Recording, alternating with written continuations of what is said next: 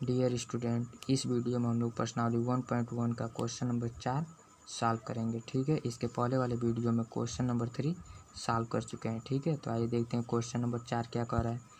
Question number 4 कह रहा है, नीचे दिए गए कथन सत्य है या असत्य, कारण के साथ अपने उत्तर दीजिए। ठीक है, तो क्वेश्चन नंबर 4 में 3 पार्ट है, जिसमें पहला पार्ट है प्रत्येक प्राकृतिक संख्या एक पूर्ण संख्या होती है। क्या कह रहा है, प्रत्येक प्राकृतिक संख्या एक पूर्ण संख्या होती है। तो आइए देखते हैं सोल्यूशन।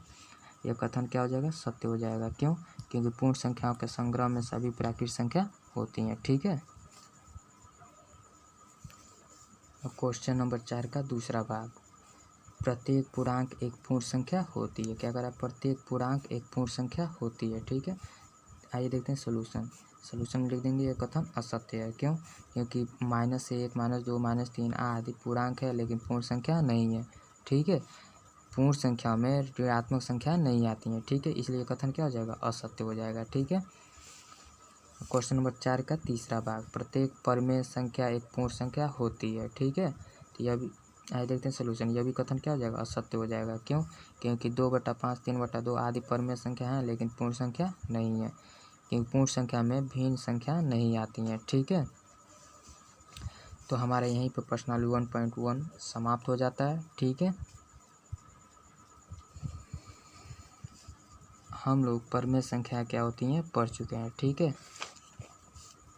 अब हम लोग अपरिमेय संख्याओं के बारे में जानेंगे। ठीक है, तो आइए देखते हैं अपरिमेय संख्याएं, जिसे इंग्लिश में इरेशनल नंबर्स कहा जाता है। ठीक है, तो अपरिमेय संख्या क्या होती है, तो वे संख्या जिन्हें P/Q के रूप में व्यक्त नहीं किया जा सकता है, जहाँ P और Q पूर्णांक हो और Q is not equal to 0 हो, तो ऐसी संख्या को अपरिमेय संख्या कहते हैं। ठीक है, जैसे कर्ण में 2, कर्ण में 3, कर्ण में 5, कर्ण में 7, कर्ण में 11 डॉट डॉट डॉट, ये सभी संख्या अपरिमेय संख्या कहलाएंगी। क्यों, क्योंकि इन्हें हम लोग P/Q के रूप में नहीं लिख सकते हैं। ठीक है, नोट, पाई एक अपरिमेय संख्या होती है। पाई को हम लोग हमेशा किसमें मानते हैं, अपरिमेय संख्या मानते हैं। ठीक है, अब आइए देखते हैं वास्तविक संख्या क्या होती है। तो वास्तविक संख्या जिसे इंग्लिश में रियल नंबर्स कहा जाता है। ठीक है, रियल नंबर्स, तो रियल वास्तविक संख्या क्या होती है, तो परिमेय संख्या और अपरिमेय संख्याओं के संग्रह को वास्तविक संख्या कहा जाता है। ठीक है, अब आइए कुछ और संख्याओं के बारे में जान लेते हैं। ठीक है, जिसमें पहला है काल्पनिक संख्याएं, जिसे इंग्लिश में इमेजिनरी नंबर्स कहा जाता है। तो काल्पनिक संख्या क्या होती है, तो वे संख्याएं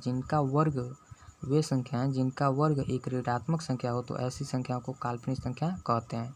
ठीक है, जैसे मान लीजिए कर्ण में -5 दिया है। ठीक है, इसका वर्ग कीजिए, तो वर्ग करेंगे तो ये कर्ण स्क्वायर से क्या हो जाएगा, कर्ण कट जाएगा, तो -5। तो वही कह रहा है, वे संख्या जिनका वर्ग एक ऋणात्मक संख्या, तो देखिए कर्ण में -5 का वर्ग किए तो क्या है, -5।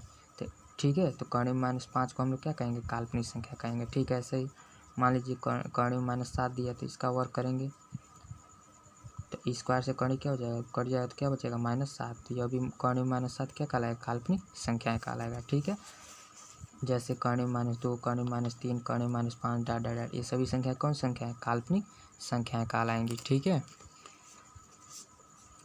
काल्पनिक संख्या पहचानने का एक और तरीका है कि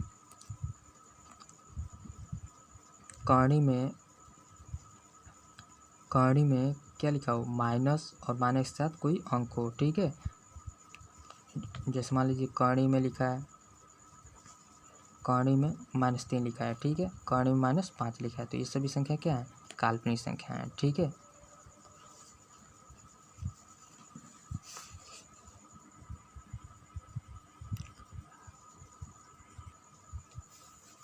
अगला है सम संख्या, जिसे इंग्लिश में इवन नंबर्स कहा जाता है। तो सम संख्या क्या होती है, तो वे संख्या जो 2 से पूर्णतः विभाजित हो जाए। ठीक है, जैसे 2, 4, 6, 8 डॉट डॉट डॉट, ये सभी संख्या 2 से क्या होंगी, पूर्णतः विभाजित होंगी, तो ये संख्या कौन संख्या कहलाएंगी, सम संख्या। ठीक है, और अगली हेडिंग है विषम संख्या, जिसे इंग्लिश में ऑड नंबर्स कहा जाता है। तो ऑड विषम संख्या क्या होती है, तो वे संख्या जो 2 से पूर्णतः विभाजित नहीं होती हैं, जैसे 1, 3, 5, 7, 9 डॉट डॉट डॉट, ये संख्याएं 2 से पूर्णतः विभाजित नहीं होंगी, इसलिए इन्हें हम लोग विषम संख्याएं कहते हैं। ठीक है, अगली संख्या है अभाज्य संख्याएं, जिसे इंग्लिश में प्राइम नंबर्स कहा जाता है। वे प्राकृतिक संख्याएं जो एक तथा स्वयं के अतिरिक्त अन्य किसी संख्या से विभाजित नहीं होती हैं, अभाज्य संख्या कहलाती हैं, जैसे 2, 3, 5, 7, 11 डॉट डॉट डॉट। ठीक है, ये सभी संख्या कौन संख्या है, अभाज्य संख्या। क्यों, क्योंकि यह एक और अपने आप से कटेंगे, ठीक है ना, इसलिए इन्हें हम लोग अभाज्य संख्या कहेंगे, ठीक है। अगली संख्या है सअभाज्य संख्या, जिसे इंग्लिश में को प्राइम नंबर्स कहा जाता है। ऐसी दो संख्या जिनका मौसो एक हो सअभाज्य संख्या कहलाती हैं। देखिए, ऐसी दो संख्या जिनका मौसो एक हो, मौसो एक का मतलब वे दोनों संख्याएं किससे कटनी चाहिए, एक से कटनी चाहिए, ठीक है। तो वे संख्या सअभाज्य संख्या कहलाएंगी, ठीक है। जैसे 2, 3, 4, 5, 7, 9 डॉट डॉट डॉट, ठीक है। अगली संख्या भाज्य संख्या है, जिसे इंग्लिश में कंपोजिट नंबर्स कहा जाता है। एक से बड़ी वो प्रत्येक संख्या जो अभाज्य नहीं होती, अभाज्य नहीं होती मतलब